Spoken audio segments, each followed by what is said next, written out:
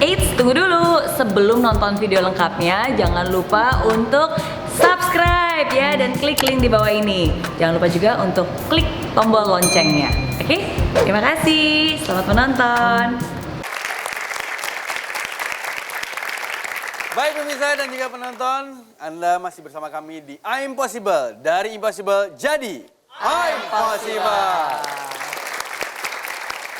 Baik, kita masih bersama Miss Mary. Miss Mary, dalam hidup itu kan kita selalu memiliki sebuah rencana dan selalu memiliki sebuah mimpi. Tapi dalam mewujudkan rencana atau mimpi tersebut, kadang-kadang di perjalanannya kita itu menemui banyak sekali hambatan-hambatan. Nah, saat kita menemukan hambatan, kita jadi malas untuk merealisasikan mimpi kita tadi. Nah, bagaimana menurut Miss kita bisa menyikapi hambatan-hambatan tersebut supaya kita bisa tetap mewujudkan mimpi-mimpi tersebut?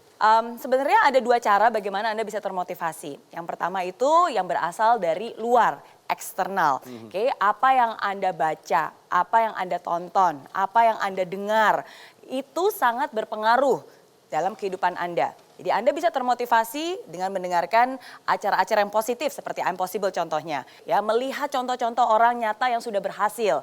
Tapi ada yang lebih penting lagi. Kuncinya bukan yang ada dari luar, tapi ada yang dari dalam.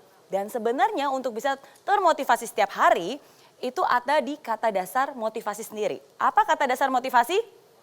Motif. Oke, nah jadi cara paling tepat dan paling benar untuk Anda bisa jalan terus, pertama-tama Anda harus tahu apa motif Anda melakukan itu.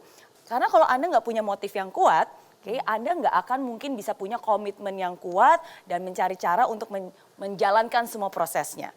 Ada satu quotes yang ingin saya bagikan untuk Anda semua. Kalau hal itu penting, Anda pasti akan cari jalan. Tapi kalau hal itu nggak penting, Anda pasti akan cari alasan. Nah, sekarang coba diingat-ingat lagi, yang mana yang lebih sering ada di pikiran Anda belakangan ini? Lebih sering cari alasan, aduh saya nggak bisa, kayak nggak punya modal. Atau lebih banyak cari jalan? Gimana ya caranya?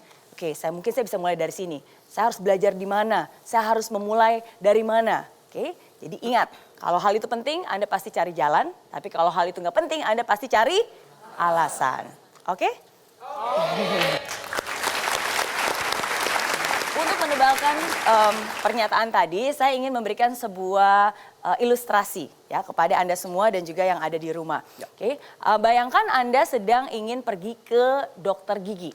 Appointment jam 5, Anda keluar rumah jam 4, Anda naik mobil, tapi ternyata baru 5 menit di perjalanan, ternyata macet total. Sepertinya ada kecelakaan dan Anda selama setengah jam tidak bergerak sedikit pun. Benar-benar macet total. Di sebelah kanan Anda melihat jalur arah pulang, arah balik itu lancar, nggak macet sama sekali. Dan kebetulan di depan Anda beberapa meter kemudian akan ada U-turn, bisa muter balik nih. Kalau Anda mau pulang, balik bisa lancar. Oke, yang mana yang Anda pilih? Apakah Anda tetap di mobil dan menunggu, di mana Anda juga nggak tahu berapa lama lagi karena selama setengah jam mobil Anda nggak bergerak? Atau Anda berpikir, ya udah deh kalau gitu saya muter balik aja, saya pulang. Habis itu mungkin saya bisa telepon dokter giginya dan saya bisa rearrange waktunya mungkin di kemudian hari. Yang mana yang Anda pilih? Siapa yang milih putar balik dan pulang dan atur waktu di kemudian hari? Oke ya, hampir semuanya. Oke, nah hampir semuanya memilih seperti itu. Kenapa? Karena itu adalah cara yang paling mudah. Oke, tapi sekarang saya tanya, kalau misalnya di tempat dokter gigi itu Anda dikasih tahu, kalau Anda bisa sampai sana, tepat waktu sebelum jam 5 sore Anda akan mendapatkan uang 1 miliar rupiah. Dibela-belain kalau itu. Lanjut, ibunya bilang mantap lah ya. Lanjut ya Bu ya. Ada duit nih katanya ya. Oke, lanjut. Nah sekarang saya tanya lagi, siapa yang tetap putar balik, ya udah deh nanti aja besok aja atur lagi? Enggak. Siapa yang pokoknya gimana pun juga saya akan cari cara gimana caranya saya bisa sampai di tempat dokter gigi itu sebelum jam 5 sore supaya saya bisa dapat uang 1 miliar rupiah. Nah ya. Oke, gimana caranya? Anda kan lagi macet total setengah jam gak bergerak. Emangnya mungkin bisa sampai ke tujuan dalam waktu setengah jam lagi? Mungkin. Gimana? Apa yang akan Anda lakukan? Naik Gojek, lari, numpang, cari jalan pintas. Nah, bayangkan tiba-tiba muncul ide. Tiba-tiba, wah muncul ide kreatif. Tiba-tiba Anda jadi tahu caranya untuk bisa sampai ke sana. Apa yang membedakan? Tujuannya tetap sama ke dokter gigi, jalannya juga masih sama, kondisi lingkungan sekitar juga nggak berubah, tetap aja macet. Tapi apa yang berbeda? Yang berbeda adalah motif Anda. Motif Anda berbeda. Kalau sebelumnya mungkin Anda berpikir, ya sebenarnya nggak harus sekarang sih, nggak terlalu penting juga nambah gigi sekarang. Akhirnya ya udah ada banyak alasan, besok aja deh, nggak apa-apa deh, nggak penting kok. Tapi kalau tiba-tiba itu berubah menjadi sesuatu yang sangat penting. Tiba-tiba muncul ide, tiba-tiba jadi kreatif. Nah, jadi itu satu hal yang Anda sendiri bisa sadari bahwa ternyata bukan yang nggak ada jalan, tapi apakah Anda punya kemauan yang besar. Dan kemauan itu tergantung dari seberapa pentingnya hal itu untuk Anda. Oke? Oke. Luar biasa. Baik, Miss Mary, cukup jelas sekali penjelasannya, tapi pertanyaannya bukan hanya dari saya. Oke. Ada yang ingin bertanya kepada Miss, Boleh. tapi ini dari teman yang memang postingnya di sosial media. Kita lihat sama-sama. Hai Miss Mary, perkenalkan nama saya Uni. Saya ingin mewakili pertanyaan seorang teman saya untuk Miss Mary. Jadi pertanyaannya adalah, bagaimana caranya untuk mempertahankan integritas dan semangat yang ada dalam diri kita untuk mencapai goals atau juga tujuan-tujuan yang telah kita buat sebelumnya. Karena seringkali dalam praktiknya, kita seringkali menemukan hambatan dan juga menemukan hal-hal yang bikin salah fokus. Salah satu contohnya adalah salah fokus karena galau soal percintaan. Nah, pertanyaannya lagi, apakah harus mengejar cintanya terlebih dahulu atau mengejar goals yang telah dibuat terlebih dahulu? Mohon pencerahan ya, Miss. Terima kasih. Ini sebelum menjawab pertanyaan, mungkin teman-teman yang lain ya, mungkin yang ada di sini atau yang ada di rumah, kalau ingin bertanya kepada Miss Mary silakan aja posting pertanyaan itu di Instagram Anda, tapi tolong di tag atau di mention ke @impossible atau @maryriana. Oke, baik.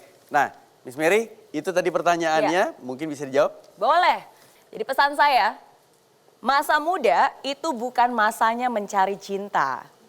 Masa muda bukan masanya mencari cinta, tapi masa muda itu adalah masanya untuk kamu meningkatkan kualitas diri, menjadi orang yang lebih baik lagi. Masanya untuk belajar, masanya untuk mengupgrade diri, masanya untuk mencoba begitu banyak pengalaman. Ya, karena kalau kamu bisa meningkatkan kualitas diri kamu, sebenarnya cinta itu nggak akan kemana-mana.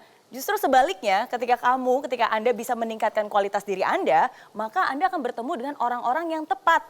Anda saya yakin juga pasti ingin menemukan pasangan hidup yang juga berkualitas kan. Yang juga pintar, yang juga sukses, yang juga teguh.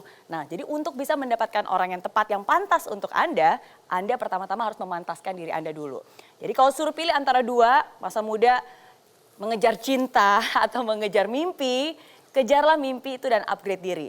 Dan di tengah-tengah perjalanan itu pasti akan ada pertemanan, pasti akan ada orang-orang yang mungkin Anda sadari, oh ternyata sevisi nih sama saya, ternyata kita sama-sama berjalan.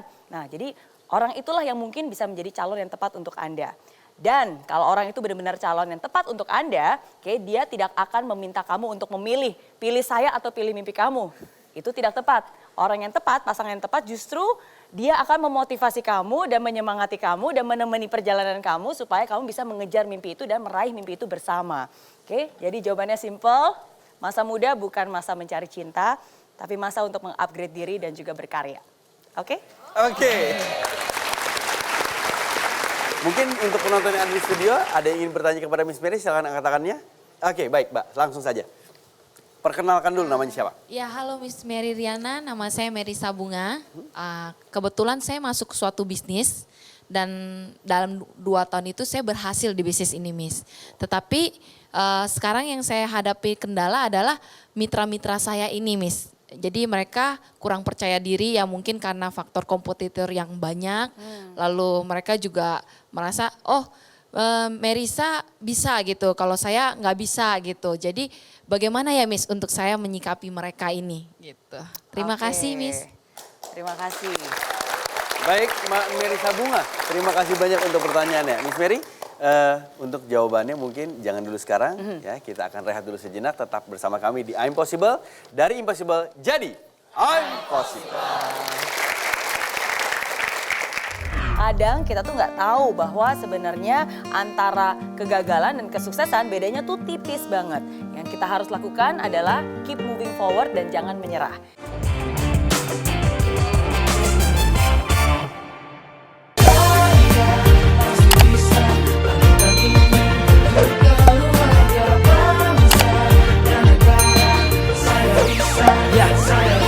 Laksana bumi tanpa hujan, hidup tanpa tujuan, kering dan mati tanpa hijaunya tumbuhan.